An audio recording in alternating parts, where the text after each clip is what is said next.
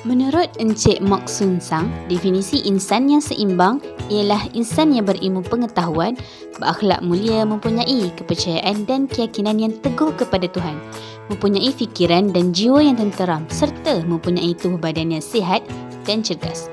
Secara ringkas, konsep insan seimbang ialah manusia yang seimbang dari segi jasmani, emosi, rohani, fizikal, intelektual dan sosial untuk kepentingan duniawi dan ukhrawi.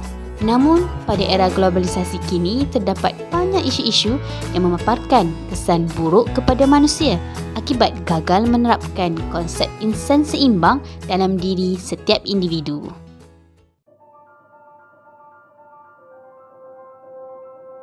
Baru-baru ini, pada tanggal 29 Oktober 2021 merupakan hari penggulungan dan rumusan kes bagi seorang mangsa yang meninggal dalam keadaan tragis. Mengimbau kejadian 1 Jun 2017, kisah suatu tragedi Malaysia kematian Kadet Laut Zulfarhan Osman yang mati akibat dibuli. Perbuatan 18 individu telah mengorbankan permata hati pertama seorang ibu dan ayah. Pembuli-pembuli yang merupakan mahasiswa di salah sebuah universiti tempatan membuli mangsa dengan sangat kejam dengan menekap seluruh badan mangsa berulang-ulang kali dengan setrika wap sehingga melecur hampir 90% badan termasuk alat sulit mangsa. Malah mereka yang merupakan kawan-kawan arwah langsung tidak mempedulikan raungan dan cerita arwah yang terseksa kepanasan ketika itu. Persoalannya, di manakah belas ihsan dan peri kemanusiaan mereka ketika itu terhadap sesama insan yang teraniaya? Apakah yang ada dalam fikiran mereka sehingga sanggup melakukan hal sedemikian sehingga mangsa meninggal? Lalu, wajarkah hal seperti ini disebut sebagai bunuh tanpa niat?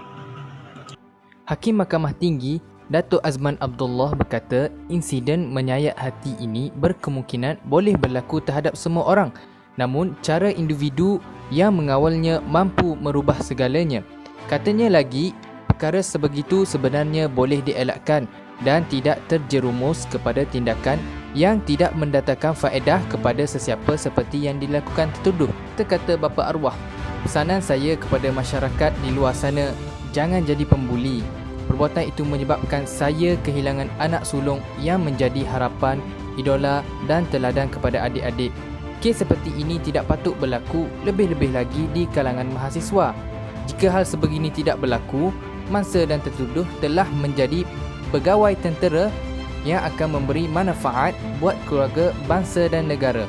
Pembuli fizikal ini mungkin menganggap perbuatan mereka ini normal, namun hakikatnya mereka gagal menghayati konsep insan seimbang dengan baik. Kesan tanggungjawab sosial. Sedarkah kita bahawa buli seperti yang dinyatakan sebentar tadi akan mendatangkan kesan yang besar kepada mangsa, sama ada dari segi emosi, mental, tingkah laku serta sosial, sehingga mampu mendorong mereka untuk membunuh diri. Antara peranan ibu bapa dalam menangani isu buli ini ialah memperkukuhkan institusi keluarga. Institusi keluarga sebagai institusi tertua di dunia perlu mempraktikkan nilai-nilai murni dalam kehidupan seharian. Hal ini berlaku demikian kerana nilai-nilai murni adalah penting kepada seseorang agar tidak terjebak dengan perkara atau unsur-unsur yang negatif. Ahli keluarga perlu memberikan didikan agama yang cukup untuk menangani masalah ini. Hal ini berlaku demikian kerana agama merupakan benteng yang ampuh dan nescaya dapat menghalang kemasukan anasir-anasir jahat. Agama akan melahirkan jati diri yang kukuh dan akhlak yang mulia, jauh daripada perlakuan negatif dan tidak bermoral, seradi dengan elemen yang terdapat dalam konsep insan seimbang. Pendidikan berbentuk agama juga penting kepada anak-anak agar mereka dapat berkelakuan baik dengan sesiapa sahaja. Selain itu, ibu bapa juga bertanggungjawab untuk mengawasi pergerakan anak-anak. Ibu bapa perlulah mengawasi tingkah laku anak mereka sama ada di sekolah maupun di luar. Hal ini terjadi demikian kerana banyak pengaruh luar seperti pengaruh rakan sebaya. Ibu bapa juga mesti menunjukkan contoh teladan yang baik kepada anak-anak pada setiap masa. Natijanya, selagi isu dan masalah ini masih berluasa, impian negara kita yang ingin melahirkan satu bangsa yang bermartabat mulia dan berdaya maju akan tinggal sebagai sebagai khayalan sahaja. Jadi hasrat negara kita yang ingin mencapai konsep keluarga Malaysia juga akan tinggal sebagai angan-angan majnun semata-mata.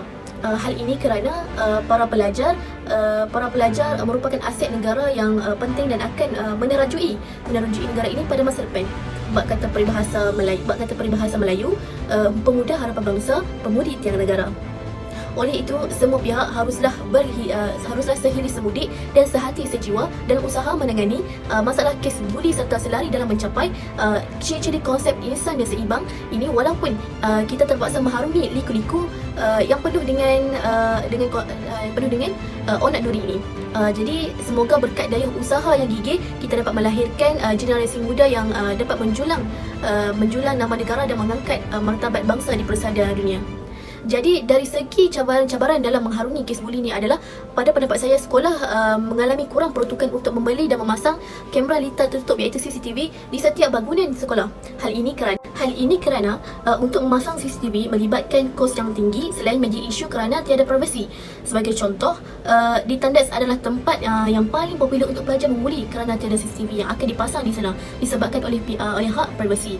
Seterusnya, halangan yang lain untuk menangani gejala buli ini adalah tiada kerjasama antara pelajar dan guru. Selain itu, ditambah lagi pada zaman kini seorang guru atau pelajar tidak boleh menyentuh pelajar lain kerana hal ini boleh dikategorikan sebagai penderaan.